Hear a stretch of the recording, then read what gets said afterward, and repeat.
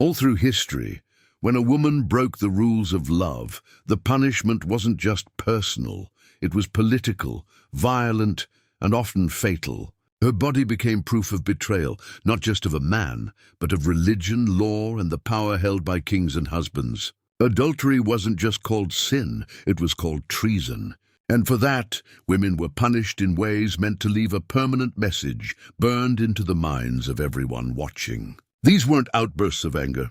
They were planned acts of terror, legal, public, and proud. Women who strayed from their roles as wives were drowned, burned, stoned, or whipped, not just to punish them, but to teach every other woman to fear desire, freedom, and rebellion. While men were often forgiven, fined, or quietly shamed for their affairs, women were stripped of dignity and life. Their deaths were turned into entertainment, and their pain into law. These punishments weren't about justice, they were about control. A woman's body was used as a warning: obey your man or face the fire. This is not just history. It's a dark reflection of how far people have gone to silence women in the name of honor, purity, and power. Let me now begin with part one of the story. In the heart of medieval Germany, narrow cobblestone streets twisted through quiet towns where stone buildings held centuries of secrets. Behind closed shutters and guarded whispers, fear lived quietly in the lives of women. They were taught early that love could kill and that their desire wasn't theirs to claim. In those days, when a woman was accused of cheating, her fate wasn't decided by a private conversation or a quiet divorce. It was sealed by blood and water. One of the most chilling punishments of the time was called sack drowning. It wasn't rare. It wasn't secret. It was law, carried out in the open, watched by neighbors, family, and even children. A woman accused of adultery could be tied up, sewn inside a sack with stones, or sometimes even with live animals, and thrown into a cold river, all while the town stood still and stared. The law didn't hide its cruelty. The Saxon Mirror, a famous legal book from the 1200s, made it clear: if a woman cheated, it was a direct attack on her husband's honor. His feelings mattered, her life didn't. While men caught cheating were usually just fined or laughed at, women were drowned without mercy. The crime wasn't just against a marriage, it was against order, God, and manhood. By the time the Carolina Code came out in 1532 under Emperor Charles V, these drownings were already written into law. The ruling didn't even question if the punishment fit the crime. It simply confirmed that any woman who broke the sacred marriage bond could and should be executed, as long as it followed local custom. That meant towns had the freedom to kill her their way, and most didn't hold back. In cities like Nuremberg and Augsburg, the process became a grim tradition. The accused woman would be dragged from her home, tied tightly so she couldn't move, and forced into a large sack, sometimes with cats or dogs, added to increase panic. As she was thrown into the river, there were no final words, no last goodbyes. Her screams were muffled, her face was hidden. Her death was slow, disorienting, and absolute. And her body, stripped of dignity and name, was left to drift downstream, her final punishment becoming a floating warning to every woman who watched. Some officials claimed that drowning was more fitting for women because it was less bloody, less messy. But this wasn't mercy. It was a cover, a way to make brutal murder look like quiet justice. The truth was crueler. The sack didn't just kill her body, it erased her. No grave, no ceremony, no chance to speak her truth. She disappeared under the water, forgotten by law, but remembered in every woman's nightmare. In that world, a woman wasn't just expected to obey her husband. She was owned by him. Her loyalty was treated like property, and if she broke that bond, she wasn't punished like a person, but disposed of like garbage. All of it was legal. All of it was blessed by priests and kings. And all of it was designed to keep women silent, scared, and submissive. What happened in those rivers wasn't just about one woman's love or mistake. It was about all women everywhere, knowing what could happen if they dared to want more. As the centuries moved forward, punishment for women who stepped outside the boundaries of marriage didn't soften. It changed its face. In many European towns during the late medieval and early modern periods, fire replaced water. Drowning had been silent, but burning was loud. It was public. It was meant to be unforgettable. In the center of crowded town squares, surrounded by market stalls and church bells, wooden stakes rose like twisted monuments of fear. Women accused of adultery, especially those also called witches, heretics, or simply unchaste, were tied to these stakes and burned alive while entire communities gathered to watch. The smell of smoke mixed with screams, prayers, and judgment. Fire was no longer just a punishment, it was a message. Cities across France, the Holy Roman Empire, and parts of Spain began using flames to purify women. It wasn't always about whether the woman had truly cheated. If she had stepped outside what was considered acceptable, that was enough. If she had an affair and spoke too boldly, if she was seen walking with a man of lower status, or if she simply didn't behave like a proper wife, she could be accused. The charges grew quickly, first adultery, then seduction, then witchcraft. The label changed, but the end stayed the same: fire. Religious leaders and officials justified it all. Manuals like the Malleus Maleficarum, written in 1487, claimed that women's desire led to spiritual decay. Once a woman stepped outside the path of obedience, she wasn't just a bad wife, she was a danger to the entire moral structure. And so they burned her, believing they were cleansing the soul of society.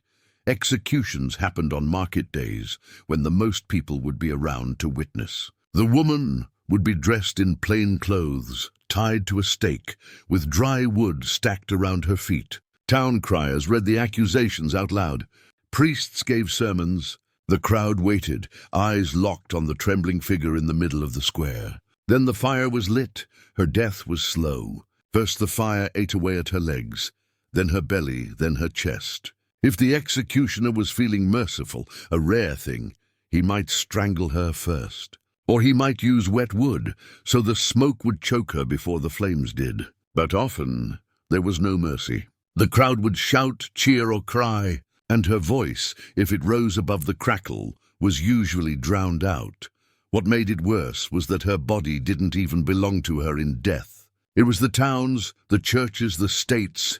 Her pain became theater. Her ashes became ash in the air, swept through the streets as another dark warning. The townspeople went home that night with the scent of burnt flesh still on their clothes. Mothers clutched their daughters tighter. Wives lowered their eyes more quickly. And every woman who watched knew, step out of line, and the fire is waiting. Long before fires lit European town squares, another brutal system of control was carved into stone, quite literally. In ancient Babylon, nearly 4,000 years ago, one of the earliest legal codes in history was written, the Code of Hammurabi. It was supposed to bring order and justice. But for women accused of adultery, it brought nothing but horror.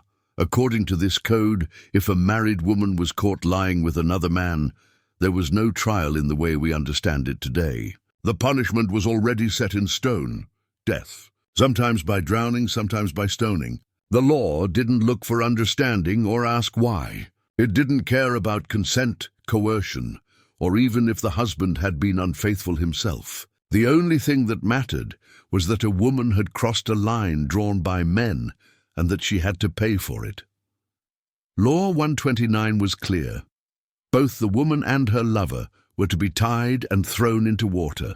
But here's the catch. If the husband chose to forgive his wife, the king would then forgive the man too. The man's life depended on the husband's mood.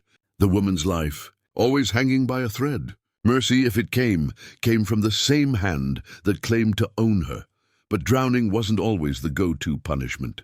In many parts of Mesopotamia, especially when they wanted the punishment to be more painful and more public, stoning was used. It wasn't just about killing. It was about how they killed. The woman would be dragged to the edge of the city or into a busy square, stripped of her clothes, stripped of her dignity, and forced into a pit. She was no longer a wife or a neighbor or a daughter. She was a problem to be erased. Then came the stones, thrown by the very people who once greeted her on the street. When she might have known her whole life, elders, priests, even her own husband would be the ones to crush her. It wasn't over quickly. The stones didn't kill with one blow. They battered, bruised, and broke slowly. It took time. That was the point. It made everyone watch. It made sure every other woman remembered. Stoning wasn't just a death sentence. It was a message burned into the mind of the community. This is what happens when a woman forgets her place. And no one was allowed to forget. Adultery was treated as more than betrayal. It was called chaos, disorder, a spiritual disease infecting the city. Killing the woman wasn't just revenge. It was cleansing. Her blood was meant to balance the world again. There were no appeals, no second chances. Just stones and silence. When the dust finally settled, the woman was gone, and the law, the same one carved to bring justice, had once again turned a woman's body into its favorite weapon, a public warning. Thousands of miles and years away, but no less cruel, colonial America built its own system of punishment that aimed not only to hurt, but to shame. In the 1600s and 1700s, places like Massachusetts, Virginia, and Connecticut were ruled by Puritan beliefs, where sin wasn't just a personal failure, it was a crime against the community, against God, and for women accused of adultery. The punishment wasn't execution as often as before, it was humiliation, public and brutal. Execution was still technically possible. The Massachusetts Body of Liberties of 1641 clearly stated that adulterers, both man and woman, could be put to death. But by the 1700s, the colonies had found a different way to destroy a woman's life, one that didn't leave a body, but left deep scars that never healed.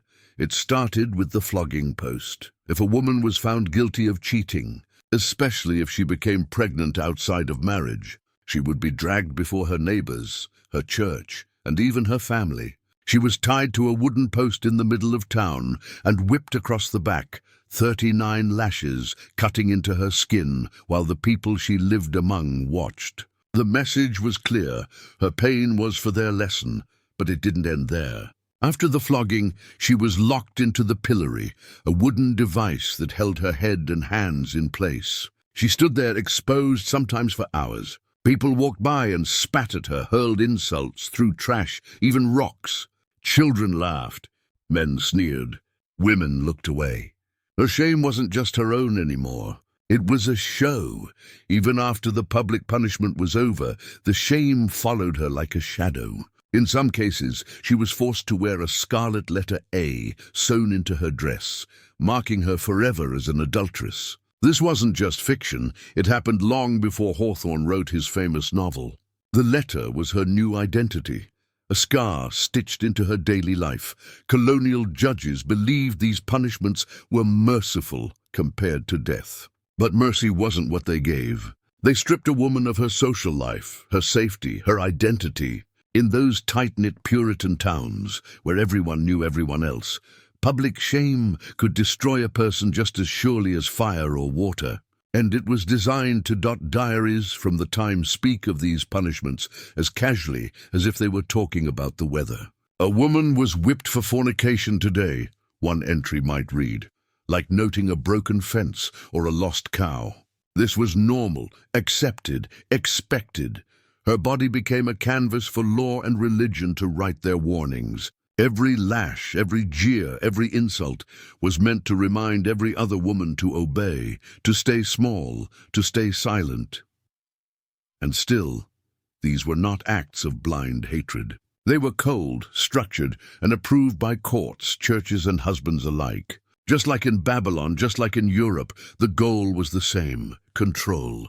And pain was the price of disobedience. Across every time and place, one pattern repeated.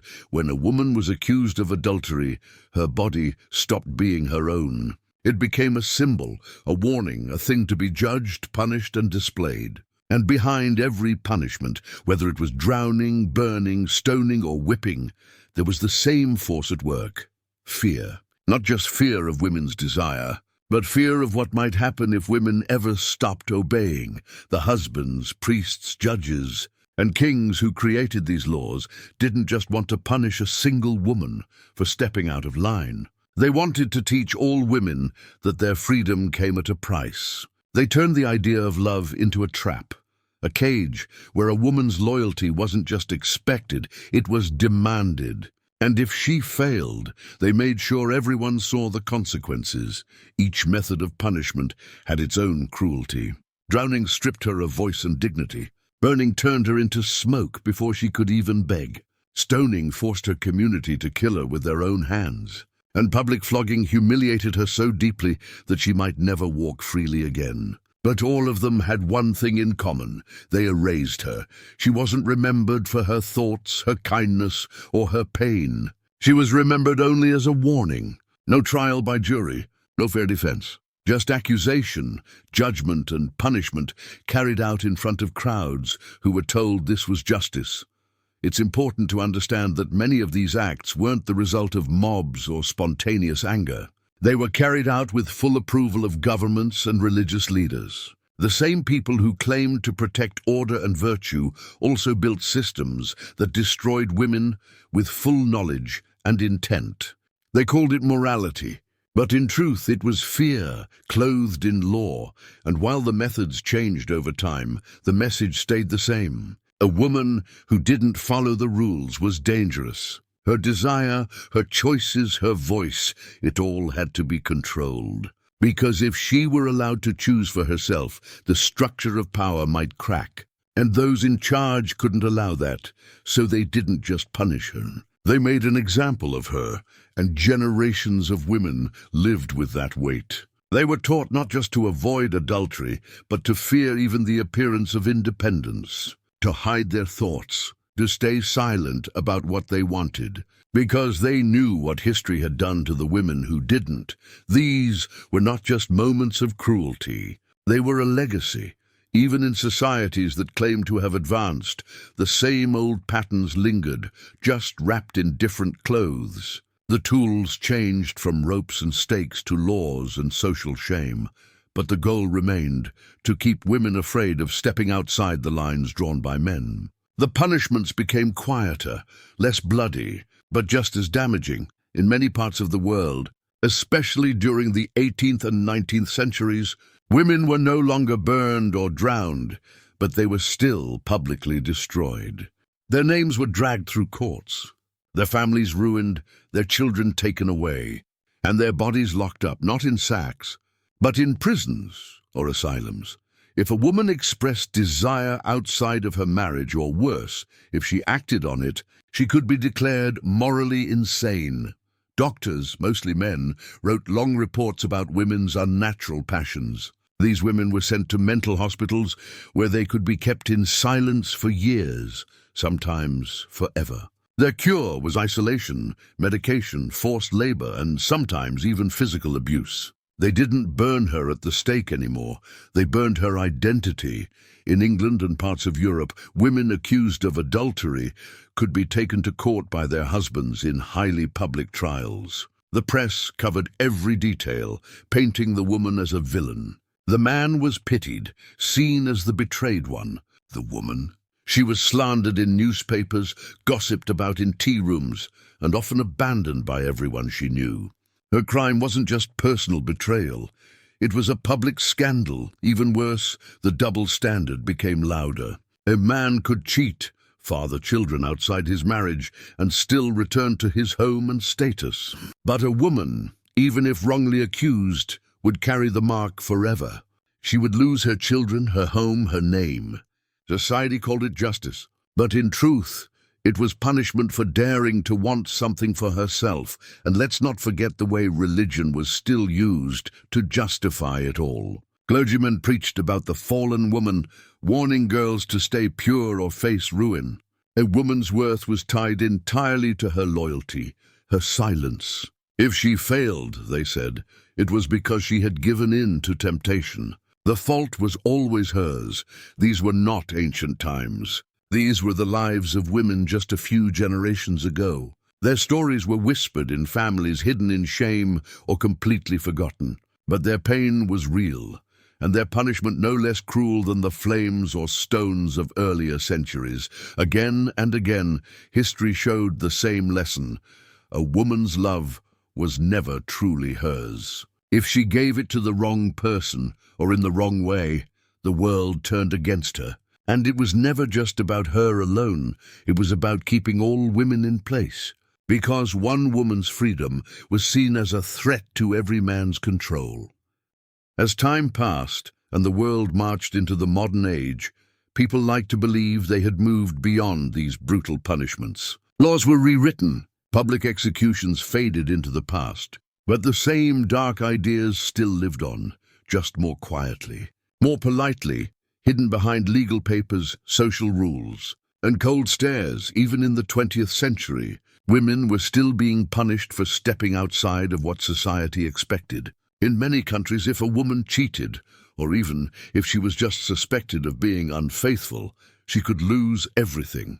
In divorce courts, she would often be denied custody of her children, stripped of property, and left with nothing but shame. Men, even those who had affairs for years, were rarely treated the same. In places with strict religious laws, punishments remained physical. Women could be whipped, jailed, or even killed by their own families in what were called honor killings. These murders were not done in the shadows. They were accepted, and sometimes even praised, as a way to restore a man's pride. A woman's body was still treated like it belonged to someone else, her father, her husband, her brothers. If she brought dishonor, she had to be erased.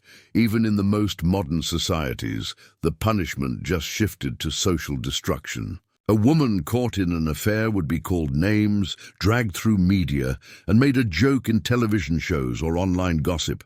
Her name would trend for days, her face mocked, her career often ruined. Meanwhile, the man involved might walk away untouched or even admired. It was still the same old game, just played with new tools. And let's not ignore how women often turned against each other too. In a world where survival depended on being seen as pure or good, some women learned to protect themselves by joining in the judgment. They helped enforce the rules, passed on the gossip, and pointed fingers. Not because they were cruel, but because they were afraid. They had learned the cost of stepping out of line. Through all of it, the root remained fear. Not fear of love, not fear of betrayal, but fear of women choosing who to love, choosing when to leave, choosing to exist outside of control. The history of punishing unfaithful women wasn't really about adultery.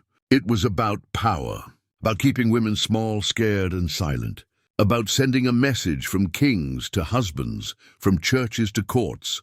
Her desire is not hers to own, and though the world changed its language, the message echoed on. You can lose everything for wanting more than what you're given. And no matter how much progress is made, that shadow still follows, reminding us that control, once written into law with blood and fire, never really dies. It just finds new ways to speak.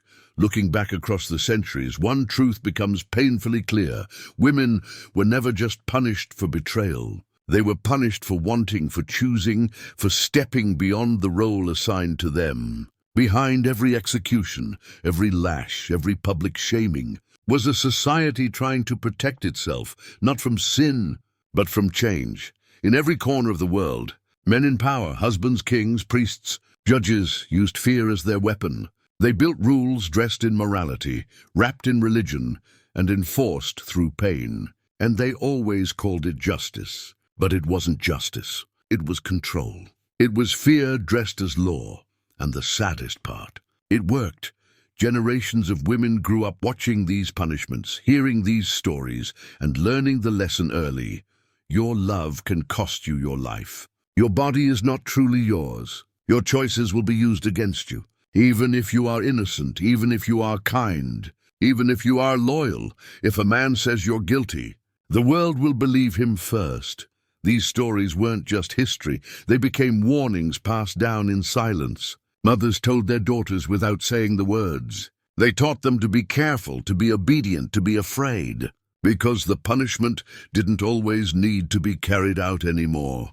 Sometimes just the threat was enough, And so women learned to live inside invisible cages, not built from wood or iron, but from memory, fear, and silence. They policed themselves.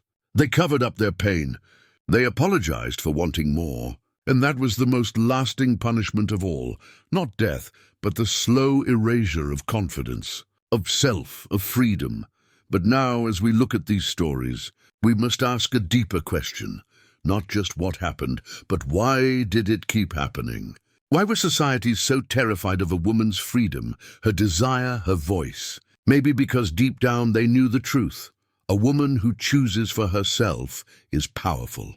And power, when it belongs to the ones long silenced, always feels dangerous to those who've held it for too long.